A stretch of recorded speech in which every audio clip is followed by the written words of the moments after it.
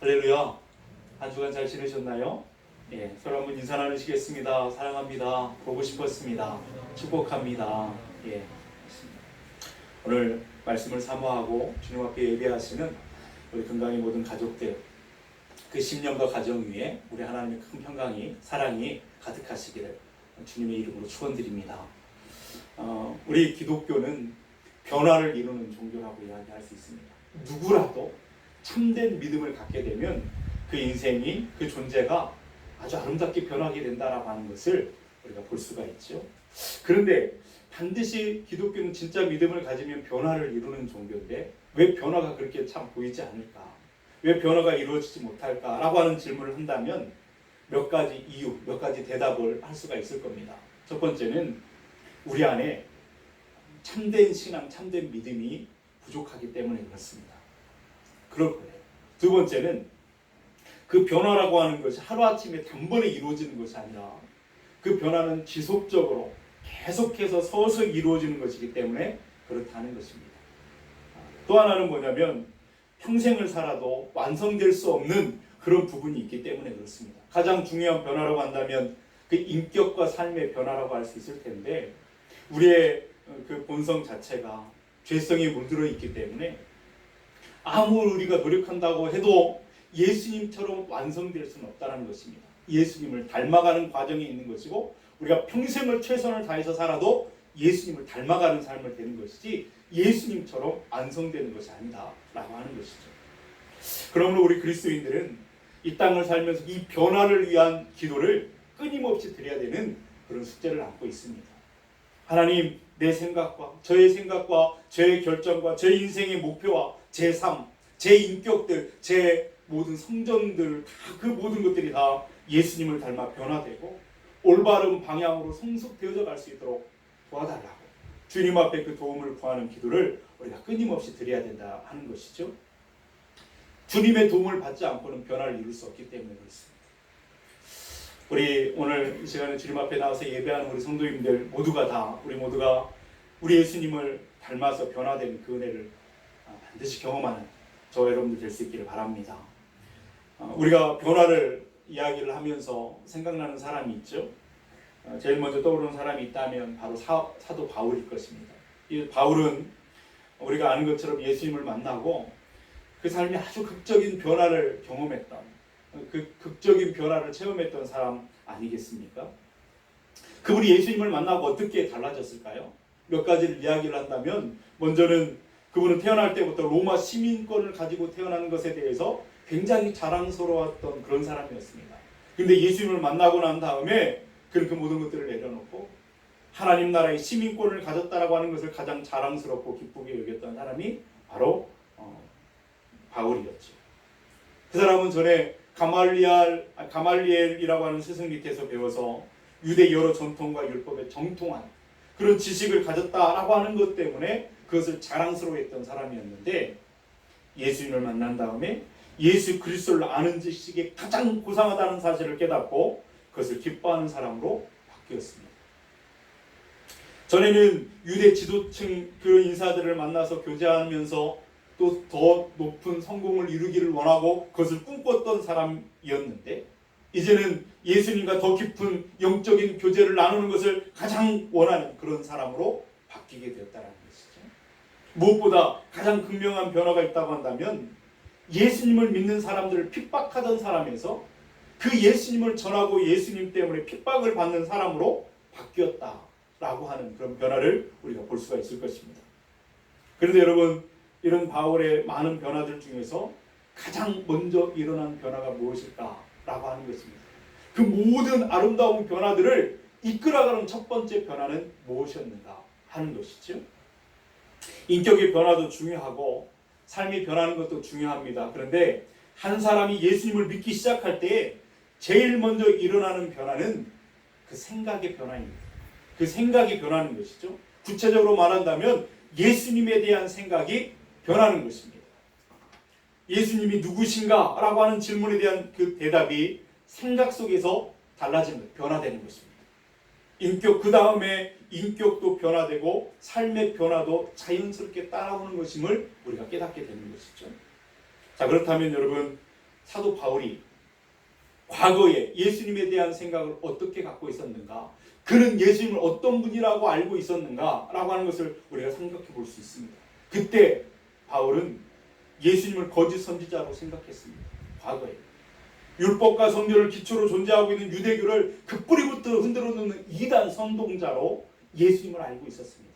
그러니 그 하나님을 모독하고 성전을 모독하는 예수, 그분은 당연히 십자가에 달려 죽는 것이 마땅하다 생각했고, 그렇기 때문에 예수님을 추종하고 따르는 많은 사람들을 그 뿌리부터 뽑아내야 된다고 생각했던 사람이 바로 바울이었습니다. 그래서 그 일에 앞장서서 앞잡이 노릇을 했던 사람이 바울이지 않겠습니까? 그분의 그런 생각과 예수님을 만나기 전에 그런 생각과 그런 행동을 보여주는 말씀이 사도행전 8장 1절에서 3절에 나타났죠. 우리 한번 읽어볼까요?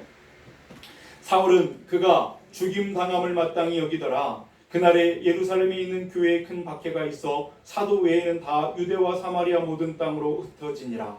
경건한 사람들이 스데반을 장사하고 위하여 크게 울더라. 사울이 교회를 참멸할세 각 집에 들어가 남녀를 끌어다가 옥에 넘기니라. 열심이었습니다. 예수님을 미워하고 예수님을 추종하고 따르는 사람들을 핍박하는 일에 앞장서고 열심인 사람이 바로 그였지요.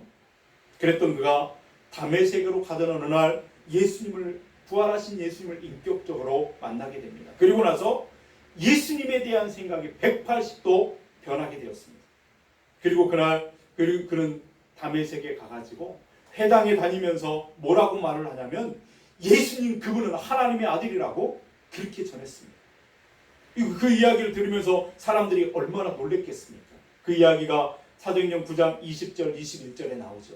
거기는 이렇게 기록하고 있습니다. 즉시로 각 회당에서 예수가 하나님의 아들이심을 전파하니 듣는 사람이 다 놀라 말하되 이 사람이 예루살렘에서 이 이름을 부르는 사람을 멸하려던 자가 아니냐. 여기 온 것도 그들을 결박하여 대제사장들에게 끌어가고자 함이 아니냐 하더라. 이 사울의 변화된 그 모습을 통해서 주변에 있는 모든 사람들이 깜짝 놀랐다 하는 것입니다. 이 사울이 보여주고 있는 이 삶의 변화는 사실은 예수님을 처음 믿는 사람들에게 일어나는 공통된 변화의 모습인 것을 우리가 보게 되죠. 예수님을 믿으면서 변화되는 첫 번째 변화, 예수님의 생각에 대한 변화를 우리에게 보여주고 있습니다. 어떤 사람이 예수님을 처음 믿을 때 반드시 예수님은 누구이신가에 대한 생각이 그 이전과 비교했을 때 달라지게 되어 있습니다. 변화하게 되는 것이죠.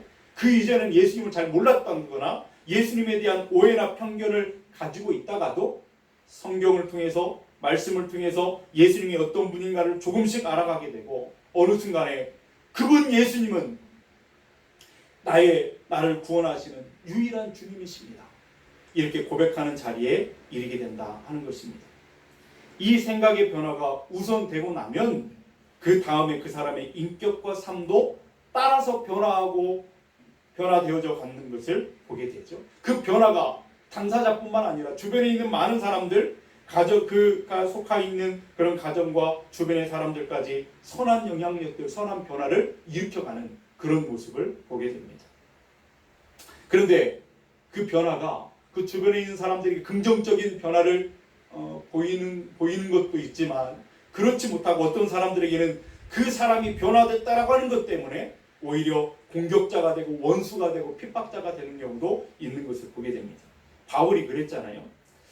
예수님을 그렇게 핍박하던 사람이 변화돼서 예수님은 하나님의 아들이라 이렇게 전했더니 그분은 우리의 구원자라 그렇게 전했더니 주변에 있는 많은 유대인들, 그렇게 친하고 가까이 지냈던 사람들이 화가 났습니다. 그리고 바울을 심지어 죽이려고까지 그렇게 모의했던 것들을 보게 되죠. 그것이 사도행전 9장 23절 이하의 말씀에 보면 나타나거든요. 거기에는 이렇게 말씀합니다. 여러 날이 지나매 유대인들이 사울 죽이기를 공모하더니 그 계교가 사울에게 알려지니라. 그들이 그를 죽이려고 밤낮으로 성문까지 지켰다. 이렇게 기록하고 있죠.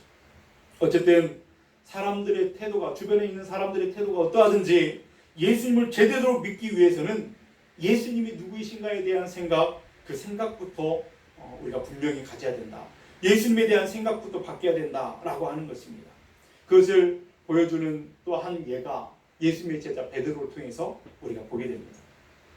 베드로는 본래 시몬이라는 이름으로 갈릴리 바다에서 고기를 잡던 어부 아니었습니까? 그의 동생인 안드레가 먼저 예수님을 만났고 예수님을 따랐죠. 그리고 안드레의 소개를 통해서 이제 베드로와 예수님을 만난 적도 있었습니다. 처음에. 근데 그때만 하더라도 베드로는 예수님의 생각이 전혀 바뀌지 않았어요. 그냥 예수님 그분은 훌륭한 선생님, 참 훌륭한 선생님이다, 스승이다, 이 정도로 그냥 알 뿐이었습니다. 그랬던 시몬이 예수님의 제자가 되고 그분을 따르는 그런 사람이 된 것은 그가 예수님이 어떤 분인가라고 하는 사실을 체험하고 난 다음이었습니다. 한 번은 날이 새도록 고기를 잡고 있었는데 고기를 한 마리도 잡지 못했어요. 그래서 지치고 힘든 그때 이제 그물을 정리하고 집으로 가려고 하는데 예수님이 찾아오셨습니다. 그리고 배를 빌려 타더니 그 바닷가에 모여있는 사람들에게 말씀을 배 위에서 전하셨어요. 그리고 말씀을 마친 다음에 예수님이 시몬에게 말씀하시죠. 깊은 데로 가서 그물을 내려서 고기를 잡으라고 말씀하십니다. 그랬더니 시몬이 어떻게 반응하냐면 누가복음 5장 5절에는 이렇게 기록하고 있습니다. 시몬이 대답하여 이르되 선생님, 우리들이 밤이 새도록 수고하였으되 잡은 것이 없지만 말씀에 의지하여 내가 그물을 내리리이다.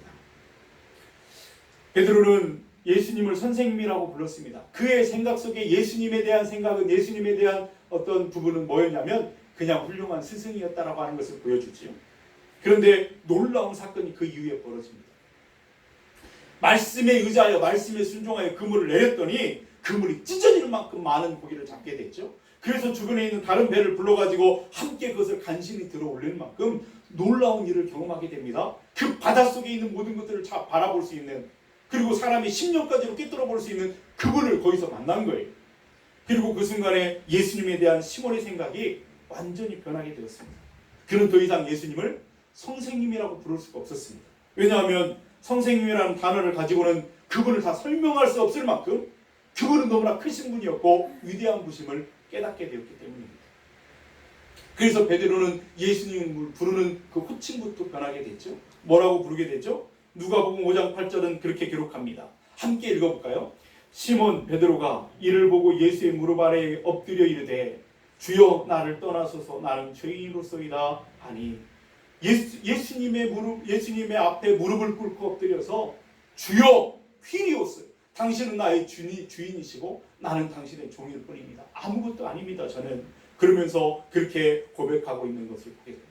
예수님을 주로 고백하고 있습니다. 그렇게 선생님이라는 단어를 버리고 주님이라고, 주라고 고백하는 순간 그는 이제 시몬이 변하여 베드로가 되고 예수님의 제자가 되고 예수님의 사람이 되고 다시 거듭난 인생이 된 것을 보게 되죠. 이것이 바로 우리가 신앙생활을 시작하면서 반드시 거쳐야 되고 경험해야 되는 예수님이 누구이신가에 대한 생각의 변화다 하는 것입니다. 그렇게 예수님에 대한 생각의 변화가 일어난 후에 인격이 변화되고 삶이 변화되고 예수님을 닮아가는 모습이 되어지는 것이죠. 그러므로 신앙생활을 하는 사람은 반드시 예수님 그분이 누구이신가에 대한 분명한 그 알미 있어야 되고 또 그분이 누구이신가에 대한 믿음이 있어야 되고 고백이 있어야 된다 하는 것입니다. 이 변화가 예수님에 대한 생각이 달라져야 되는 것인데 그것이 근데 간단하게 바뀌어지고 변화되는 것이 아닙니다. 내가 그게 알고 싶다고 해서 그렇게 알아지는 것이 아니고 이것이 그런 간단한 일이 아닌 거라고 하는 것을 우리가 역사를 통해서 보게 되는데 여러분 예수님이 부활하시고 승천하신 다음에 이 초대교회 성도들 그리스도인들에게 가장 힘들었던 그 문제가 바로 이 문제였거든요. 처음에 기독교가 로마 세계에 막 퍼져가면서 교회는 예수님을 핍박하고 비방하는 수많은 적들을 맞이해야만 했습니다. 당시에 성도들이 자기를 너는 누구냐라고 말할 때 나는 누굽니다라고 고백할 때 우리는 여호와 하나님을 믿는 사람들입니다. 이렇게 말하면 사실은 로마 제국 안에 있는 모든 사람들로 하여금 누구라도 핍박하는 사람이 없어요. 시비 거는 사람이 없었습니다. 왜냐하면 당시에 헬라인이나 로마인들이나 그 당시에 이방인들은 자기 나름대로 신을 섬기는 그런 사람들이었잖아요. 그들도 여러 가지 신들, 우상들을 섬기는 사람들이었습니다. 그러니까 그들이 생각할 때 저 사람들은 여호와 하나님이라고 하는 분을 신으로 섬기는 사람들인가 보다 라고 하는 정도로 그렇게 알고 있었단 말이죠. 다신교를 믿는 그런 사람들이었기 때문에 심지어는 어떤 사람들도 있었냐면 자기가 믿는 제우스, 자기가 믿고 있는 어떤 그런 신 외에도 여호와 하나님을 믿으면서 더 많은 신들에게 도움을 받아야 된다 이렇게 생각하는 그런 사람들도 있었습니다. 그런가 하면 이 초대교회 성도들이 만났던 유대인들은 또 어떻습니까? 그들도 뭐 말할 것도 없죠. 그들도 여호와 하나님을 믿는 사람들이었기 때문에 우리는 같은 형제다 그렇게 생각하면서 핍박하는 사람들이 없었을 거예요. 그런데 성도들의 입에서 다음 말이 나오는 그 상황 가운데 모든 것이 다 변해버린 것을 보게 돼요. 뭐냐면 우리는 그 하나님께서 보내신 그리스도 메시아이신 예수님을 우리의 주님으로 섬기고 있습니다 라고 하는 순간, 예수님이라고 하는 이름이 그 입 밖으로 나오는 순간에 모든 상황이 완전히 달라지는 것을 보게 되죠. 우선은 헬라 사람이나 로마 사람이나 그 당시에 이방인들을 보십시오. 이 사람들은 예수라고 하는 이름을 듣자마자 그렇게 말합니다. 아니 당신들 예수를 믿는 사람들이요? 근데 우리가 알기로는 예수는 갈릴리에서 살았던 사람이고 그가 죄를 져가지고 십자가에 못 박혀 죽은 사람 아닙니까? 아니 그 사람을 믿는단 말이요? 아니 어떻게 신도 아니고 사람을 믿습니까? 아니 사람이 신이 될 수 있단 말입니까? 이 세상에 사람이 신이 되어 이 땅에 온다는 말이 어떻게 가능한 일이냐고 말도 안 되는 소리 집어치우라고 그들을 비난했습니다. 당시에는 그들의 사고 가운데서는 어떤 사고가 있냐면 신들의 세계가 따로 있고 사람들의 세계가 따로 있다고 생각했습니다. 신은 사람의 세계에 올 수 없고 사람은 신들의 세계에 갈 수 없다고 생각했어요. 그런 어떤 유월론적인 사고를 갖고 있었기 때문에 기독교인들이 말하고 있는 그 말은 말도 안 된다고 생각했습니다. 그런가 하면 그래서 그들을 비방하는 사람들 앞에서 예수님이 누구이신가? 라고 하는 사실을 설명하는데 이 초대교회 우리 선배 그리스도인들은 아주 중요한 어려운 숙제를 안고 있었다라고 하는 것을 보게 됐죠. 그런가 하면 유대인들을 만났다고 생각을 해보십시오. 그들이 처음에는 우리가 여호와 하나님을 섬기고 있습니다 라고 하는 것을 보면서 기뻐하고 함께 친했던 그들이 예수님이라고 하는 이름을 이야기할 때 그들은 완전히 적대자로 원수로 돌아서 버린 것을 보게 됩니다. 그 이유는 유대인들은 예수님을 메시아로 인정하고 있지 않거든요. 이 사람들은 예수님을 거짓 선지자로 알고 있었습니다. 하나님과 성전을 모독하다가 십자가에서 달려 죽으신 분으로 알고 있었거든요. 그래서 예수님을 믿는다라고 하는 것, 그것이 싫었습니다. 예수님을 믿는다라고 하는 사람들을 모두가 증오하고 미워하고 비방했던 사람들이 유대인들이 아니었습니까? 오히려 이방인들보다 더 핍박을 했던 사람들이 유대인들이었습니다. 이들의 이런 생각이 앞에서 말씀드린 그 바울이 사울로 살 때 생각했던 그런 생각과 똑같은 것이었죠. 그러므로 한번 생각해 봅니다. 그런 시대에 어떤 한 사람이 예수님을 믿는다라고 하는 것이 얼마나 어려운 문제였겠는가라고 하는 것이죠. 어떤 사람이 그 당시에 예수님을 믿는다라고 하는 것은 어쩌면 예수님을 미워하고 핍박하고 비방하는 모든 사람들의 그런 비난을 감내하는 용기를 가지지 않고서는 가능하지 못한 일이었습니다. 이게 굉장한 용기가 필요했어요. 예수님을 나의 주인으로, 주님으로, 퀴리오스로 고백한다라고 하는 것은 굉장한 용기가 필요한 것이었습니다. 오히려 어떤 면에서는 목숨을 걸어야 되는 좀 어려운 문제였을지도 모릅니다. 뿐만 아니라 예수님을 처음 믿기 전에 그의 모습들은 예수님을 제대로 알기 전에 예수님에 대한 오해와 편견을 가지고 있었지 않았겠습니까? 그랬던 그들이 그 모든 것들을 내려놓고 예수님은 나의 구주이시라고, 나를 사망으로부터 사탄으로부터 그의 손으로부터 우리를 건져내실 유일한 주님이시라고 고백할 때에는 그 사람의 그 내적인 갈등과 싸움이 얼마나 심했겠는가라고 하는 것을 주변의 상황과 연결해서 볼 때에 우리가 충분히 짐작해 볼 수 있다 하는 것이죠. 그래서 예수님에 대한 생각을 바꾸는 변화라고 하는 것은 여러분 우리가 생각하는 것처럼 간단한 문제가 아닙니다. 오늘날에도 세상의 사람들이 예수님을 믿고 예수님을 나의 구주로 영접하기 위해서는 그렇게 간단한 문제가 아니라고 하는 것을 알고 있어요. 우리가 그냥 전도하면 쑥 들어오는 게 아닙니다. 이게 간단한 문제가 아닌 것이죠. 당시 사람들은 예수님을 많이 따르는 사람들도 있었지만 대부분의 사람들은 예수님을 끌어내지 못해서 안달인 사람들이 많았습니다. 예수님이 인기가 높아지고 예수님이 이제 그렇게 되어지면 예수님을 끄집어내리려고, 예수님은 그냥 나사렛의 촌뜨기에 불과하다고 그냥 예수님이 돋보이는 것을 배아파하고 시기하면서 어떻게든지 끌어내리려고 모독하려고 하는 그런 사람들이 많았는지, 얼마나 많았는지 모릅니다. 우리가 오늘 말씀의 본문의 앞에서 우리가 나눴던 것처럼 부활의 문제로, 세금의 문제로 끊임없이 질문했던 그 모든 사람들이 다 거기에 속하는 그런 사람들이죠. 여전히 예수님을 끌어내리려고 하는, 예수님을 방해하려고 하는 그런 사람들이 많았습니다. 그러면서 오늘 본문에 이르게 되는 것이죠. 오늘 본문은 그런데 좀 상황이 좀 다릅니다. 계속해서 예수님은 질문을 받고 대답을 하는 그런 모습이었는데 오늘 말씀에 보면 예수님이 먼저 질문을 던지시죠. 공격적인 질문을 하십니다. 35절에 뭐라고 말씀하시냐면, 우리 한번 35절 말씀을 같이 읽겠습니다.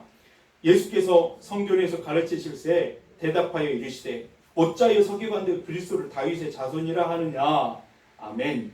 그러니까 당시 유대인들은 장차 메시아가 이 땅에 오실 것인데 그 메시아는 다윗의 자손으로 오실 것이라고 하는 사실을 믿고 있었습니다.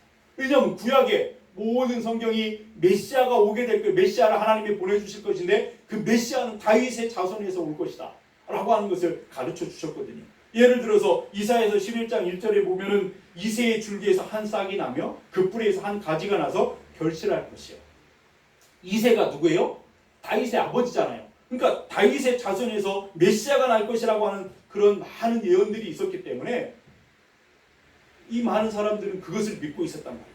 근데 예수님은 그들이 그렇게 존경하고 그렇게 사랑하는 다윗이 지은 시편 말씀을 인용하면서 시편 110편 1절 말씀을 인용하는 것인데 오늘 본문에는 36절 37절에 그것이 나와 있죠.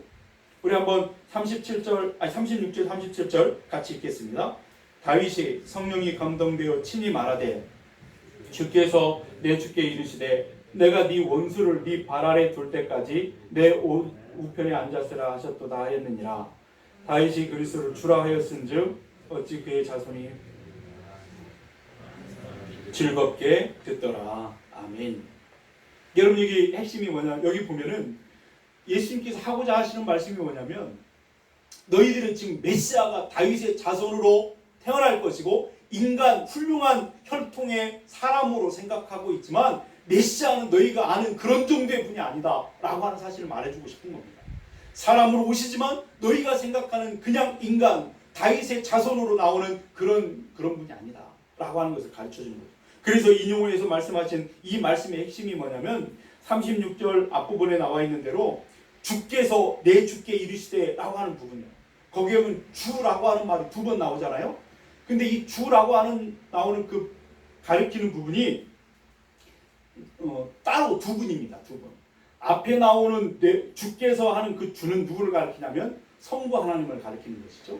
그리고 뒤에 내 주께 할 때 내 주, 그 주는 누구를 가리키냐면 메시아를 말하는 것입니다. 그러니까 이 말씀을 풀어서 말하면 뭘까요? 성부 하나님께서 아드님이신 성자 메시아에게 이렇게 말하는 것입니다.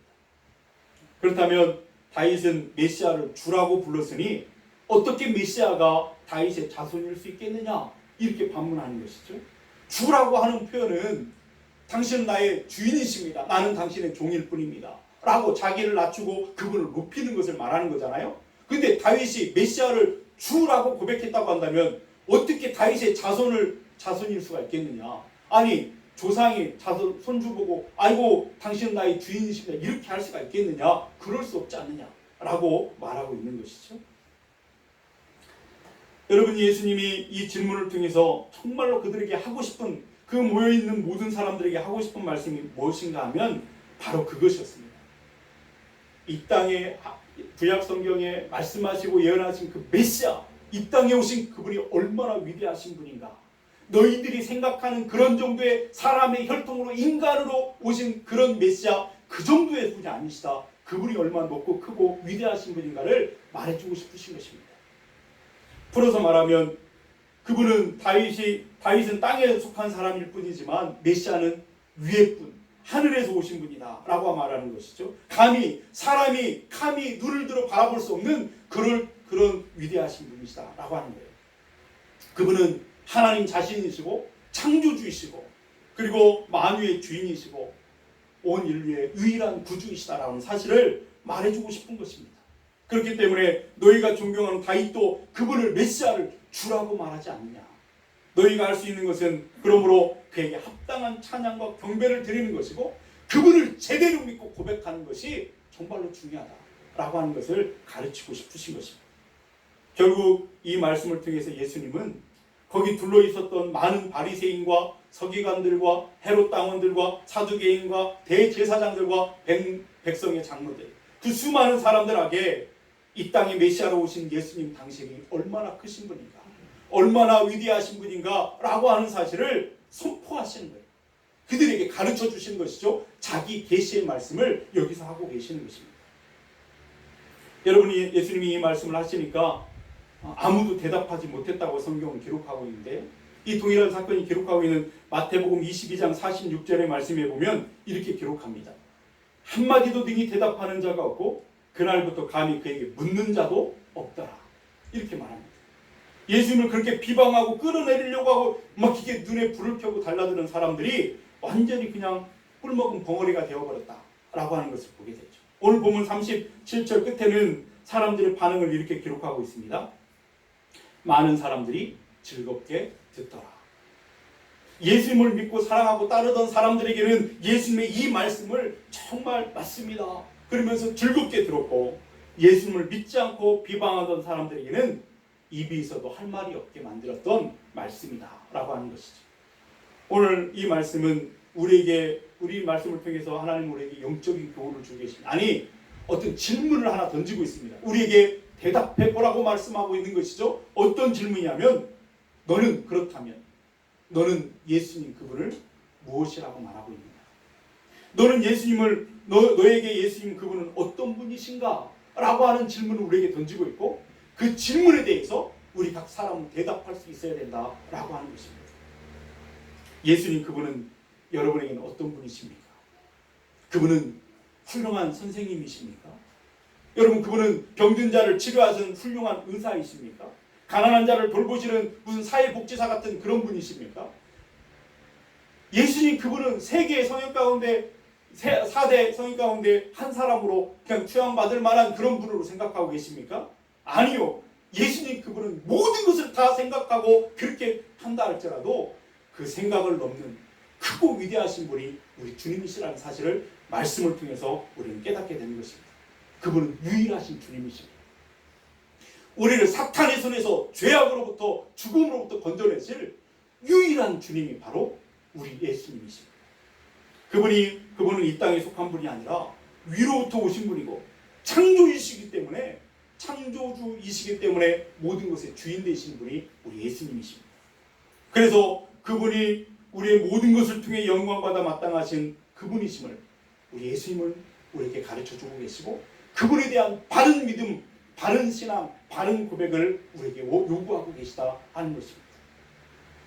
그런데 그 높고 위대하신 분이 우리를 불쌍히 여기셔서 우리가 주님께 나아갈 수 없으니 그분이 사람의 몸을 입고 우리 곁에 오셨잖아요. 우리 곁에 오시니까 우리가 너무나 쉽게 보고 너무나 버릇없이 함부로 대할 때가 많다는 거예요. 그분을 첫 번째 그분의 사랑 앞에 사랑으로 반응하기보다는 달면 삼키고 쓰면 뱉는다는 식으로 우리가 필요하면 주님을 찾고 필요하지 않으면 주님을 생각하지 않고 잊어버리는 그런 존재로 전락한 모습이 되지 않았는가 우리는 생각하게 됩니다. 여러분, 우리가 자주 쓰는 표현 가운데도 그런 표현이 있잖아요. 예수님을 높이자 이런 뜻이죠. 예수님을 높이세 뭐 이런 찬양도 많이 있는데, 그런 표현 자체는 어떻게 보면 엄밀하게 따지자면 어법 자체가 틀린 말입니다. 왜냐하면 우리가 높이지 않아도 그분은 본래가 높으신 분이세요. 우리가 높이면 높아지고 우리가 높이지 않으면 떨어지는 분이 아니세요. 그분은 원래가 높은 분이시고 가장 크신 분이 바로 우리 예수님이라 하는 것입니다. 그 사실을 분명히 깨달아야 돼요. 그것을 알지 못하면 우리가 높이면 높이실 수 있는 분, 낮추면 낮추실 수 있는, 우리가 함부로 할 수 있는 분, 그런 분이 아니라는 것입니다. 우리가 그 예수님의 크고 위대하심을 알면 알수록, 그분이 어떤 분이신가를 분명히 깨달으면 깨달을수록 그분이 나같이 작고 천한 나에게 다가오셔서 베푸신 그 사랑과 은혜를 우리가 느낄 수가 있는 것이죠. 그분의 크심을, 그분의 위대하심을 깨달으면 깨달을수록 나를 위해서 피 흘려주시고 나를 위해서 생명을 내어주신 그 사랑이 우리는 감동하지 않을 수가 없다 하는 것입니다. 그분은 우리의 유일하신 주님이십니다.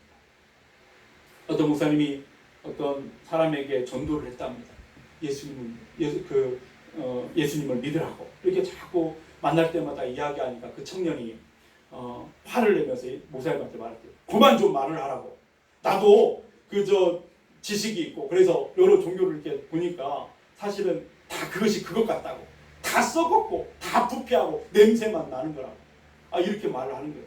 그러니까 목사님이 아니라고 반론을 제기하고 화를 낼 줄 알았더니 이 목사님이 그렇게 말을 했대요. 맞다고. 자네 말이 맞다고. 나도 자네처럼 내가 예수님을 처음 만나기 전에는 종교가 다 썩은 것 같고 부패한 것 같고 그랬었다고. 자네 말이 맞다고. 그래서 이 청년이 너무 이상해가지고 그렇게 묻는 거예요. 그렇다면 왜 나한테 기독교인이 되라고 말하는 것이냐 이렇게 물었더니 그 목사님이 대답했답니다. 이보게, 나는 자네에게 기독교인이 되라고 말하는 것이 종교를 말하는 것이 아니라 지금 살아계시고 나와 함께 하신 예수님, 그분을 말하는 것이네, 그분을 믿으라고 말하는 것이네 라고 말을 했다라는 거예요. 여러분, 예수님은 종교가 아닙니다. 예수님은 생명입니다. 유일하신 주님, 나를 죽음으로부터 사탄으로부터 우리를 건져내실 유일한 분이시다라고 하는 것입니다. 이 사실을 분명히 깨닫고 그분의 위대하심에 바른 고백이 있어야 될 줄로 믿습니다. 역사적으로 본다면 맞습니다. 기독교도 그렇고 기독교, 교회가 썩고 부패하고 죽은 것 같이 보여지는 때도 있었습니다. 오늘날에도 부패한 모습들이 많이 있죠. 그러나 살아계신 위대한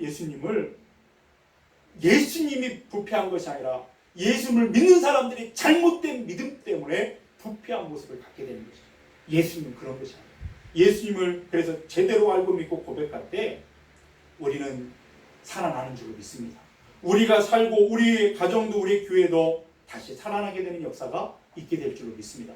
이런 놀라운 변화가 믿는 사람들에게 반드시 있다고 말씀하셨으니 저와 여러분들이 그런 변화를 경험하고 하나님과 행복한 교제를 나누는 그런 삶이 될 수 있기를 주님의 이름으로 축원드립니다.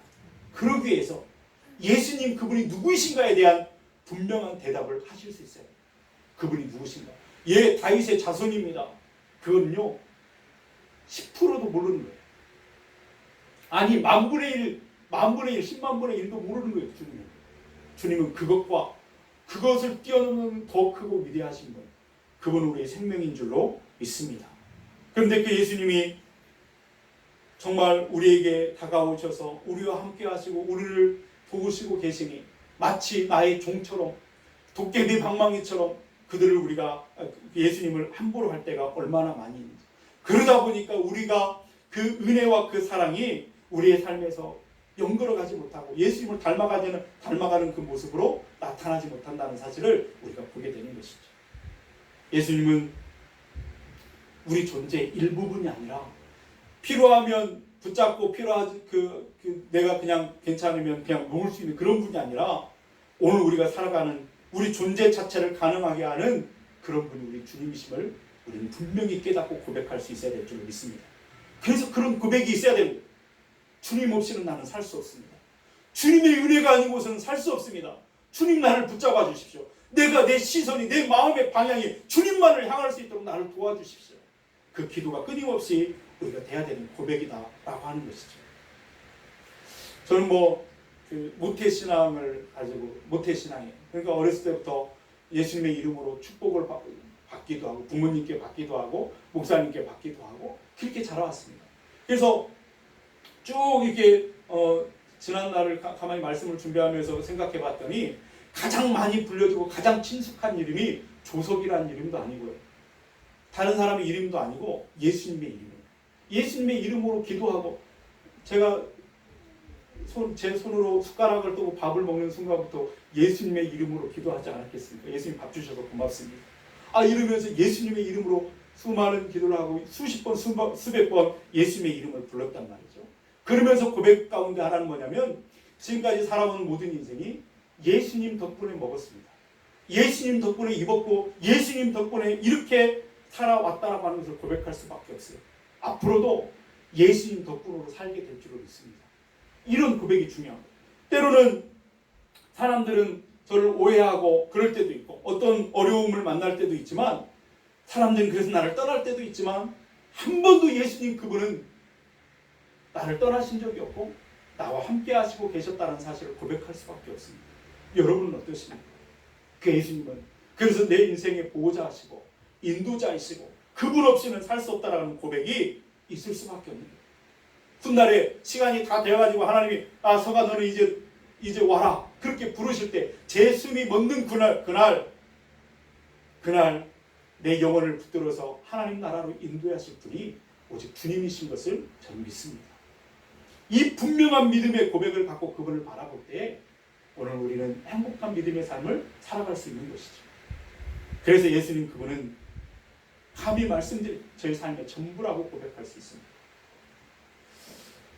그렇기 때문에 저는 제 아이들에게 무슨 물질을 물려준다든가 무슨 다른 것을 물려줄 수 있는 게 아무것도 없어요. 그러나 제 아이들에게 제가 가장 소중하게 여기고 내 삶의 모든 전부인 그분을 전해주길 원합니다. 그래서 제 아이들이 제가 그랬던 것처럼 예수님의 이름을 부르고 예수님 덕분으로 살고 있습니다라는 삶의 고백처럼 그들도 예수님을 만나 예수님 덕분으로 살다가 또 훗날에 그들이 결혼하고 자녀를 낳으면 예수님을 그렇게 전해주기를 소원하고 기도하고 있습니다. 하나님 믿음의 대를 이루게 해달라고 하나님의 이름이 드러나고 영광이 나타나는 그런 삶이 되게 해달라고 기도하는 것이 제 가장 큰 소원이고 소망이기도 하죠. 우리가 감히 눈을 들어 똑바로 바라볼 수 없는 그 위대하신 예수님 그분을 우리는 내 주님이시라고 고백할 수 있는 특권을 우리에게 주셨으니 그 은혜가 얼마나 감사한지 그 감격이 여러분 안에 이 심령 안에 새롭게 되어지는 이 아침이 될 수 있기를 주님의 이름으로 축원드립니다. 그 예수님을 붙잡고 살아갈 때 험한 세상이지만 이 세상을 이길 수 있는 힘이 주어지는 것입니다. 이 세상을 이길 수 있을 뿐만 아니라 사탄을 이기고 죽음도 이기는 그 놀라운 은혜가 주어진 줄로 믿습니다. 그분을 찬송하고 살게 되는 것이죠. 여러분 질그릇 같은 우리의 연약한 인생이지만 그 무엇과도 바꿀 수 없는 그 보배로 오신 예수님이 우리 안에 오셨다고 말씀하십니다. 우리를 성전 삼아 우리 안에 오셨대요. 여러분 그렇게 본다면 우리는 어떤 것과 비교할 수 없는 가장 복 있는 사람인 줄로 믿습니다. 우리는 복 받은 사람입니다. 실감 있게 말해볼까요? 수지 맞은 사람입니다. 우리는 이미 복을 받았으니 그 복을 누리는 사람들이에요. 그 복을 누린다라고 하는 것은 그것에 대한 감격을 가지고 하나님을 찬양하고 감사하는 삶이 마땅하다는 거예요. 예수님에 대한 분명한 믿음의 고백이 있을 때 그분이 누구인가를 알고 믿고 고백하는 그런 성도들이 될 수 있기를 주님의 이름으로 축원드립니다. 그분 붙잡고 험한 세상이지만 승리하는 우리 건강의 가족들 될 수 있기를 주님의 이름으로 축원드립니다. 기도하시겠습니다.